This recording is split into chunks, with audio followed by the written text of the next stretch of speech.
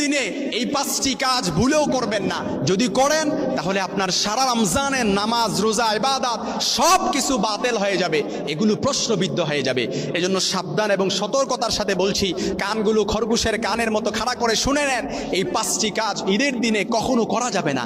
একজন মুমিন বান্দা সে যখন সারা রমজানে নামাজ, রোজা, সাহরি, ইফতারি, তারাবি পড়ে, তারপর এগুলো আদায় করার পর সে যখন শাওয়ালের চাঁদ উদিত হয়, শাওয়ালের প্রথম দিনে 2 রাকাত নামাজ আদায়ের মাধ্যমে ঈদকে সেলিব্রেট করে, এই ঈদের দিন আমরা হর হামেশাই 5টি কাজ করার কারণে সারা রমজানের ইবাদতগুলো আমাদের কাছে প্রশ্নবিদ্ধ হয়ে যেতে পারে। এজন্য আল্লাহ তাআলার কাছে ইবাদতগুলো কবুল করানোর জন্য ঈদের দিনে 5টি কাজ থেকে বিরত থাকবেন। সাবধান এবং সতর্কতার সাথে বলছি, 1 নাম্বার যেটা করবেন না সেটা হচ্ছে ঈদের দিন এমন কোনো কাজ করা উচিত নয় যেটা নবীজি সাল্লাল্লাহু আলাইহি সাল্লাম করতে নিষেধ করেছেন। অথচ আমরা হর হামেশা ঈদের দিনে আল্লাহ রাসূল যেটা নিষেধ করেছেন এরকম অনেক কাজ আছে আমাদের দ্বারা সংগঠিত হয়ে যায়। এই জন্য আমি একেবারে নাম ধরে বলতে চাই না, তবে এতটুকু বলি যে ঈদের দিনে এমন কোনো কাজ করা যাবে না যেটা নবী সাল্লাল্লাহু আলাইহি সাল্লাম করতে নিষেধ করেছেন। 2 নাম্বার, মা বোনদের জন্য এটা একেবারে অত্যন্ত গুরুত্বপূর্ণ। ঈদের দিন যেটা করবেন না সেটা হচ্ছে আনন্দের নামে বেপরদায় ঘোরাফেরা করা যাবে না। আমাদের অনেক মা বোন আছে আনন্দের নামে সাজগুজ করে, মেকআপ করে, পার্লারিং করে।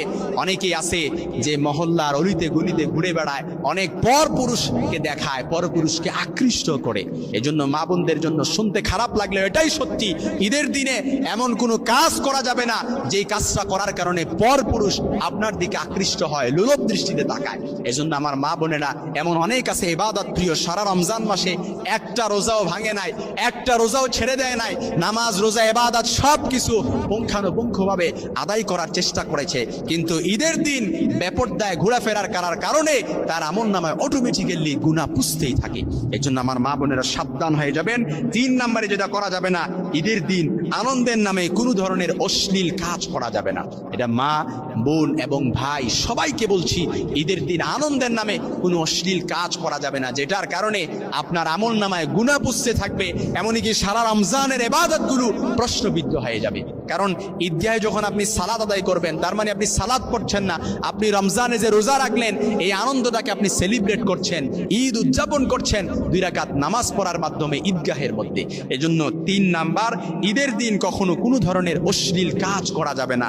4 নাম্বার যেটা করবেন না সেটা হচ্ছে ঈদ উৎসবের নামে, ঈদ আনন্দের নামে কোনো মা এবং বোন পুরুষের বেশভূষাক পরা যাবে না, কিংবা কোনো পুরুষ, কোনো ভাই মহিলাদের বেশভূষাক ধারণ করা যাবে না। কারণ আল্লাহ রাসূল বলেছেন, অমুসলিম কোনো কৃষ্টি কালচার যখন আপনার ভেতরে প্রবেশ করবে, আপনি যখন ইহুদি নাসারাদের কৃষ্টি কালচার অনুসরণ করবেন, মান তাশাব্বাহা বিকাউমিন ফাহুয়া মিনহুম, তাহলে আপনি তাদের দলভুক্ত হয়ে যাবেন। এজন্য 4 নাম্বার, ঈদের দিন এই কাজটা কখনোই করা যাবে না।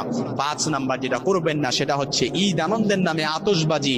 তারপর আছে আতশবাজি, অনেকে আছে পটকা ফুটায়, এমনকি নাচানাচি করে, অনেকে আছে ডিজে পার্টি করে, অনেকে আমি দেখেছি গাড়িতে, অনেকে আছে ডিজে পার্টির আয়োজন করে, সফর করে। ঈদের দিন আপনি এগুলো করলেন, তার মানে আপনি সারা রমজানের নামাজ, রোজা, সাহরি, ইফতারিগুলো আপনি প্রশ্নবিদ্ধ করে ফেললেন।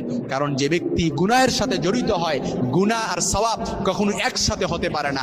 আপনি সওয়াবের কাজ সারা রমজান মাস করলেন, এই রমজান মাস সওয়াবের কাজ করার পর আপনি ঈদকে সেলিব্রেট করার নামে, ঈদকে উদযাপন করার নামে আপনি গুনাহে আপনি নিমজ্জিত হলেন, তার মানে আপনার সারা রমজানের ইবাদতগুলো প্রশ্নবিদ্ধ হয়ে যাবে।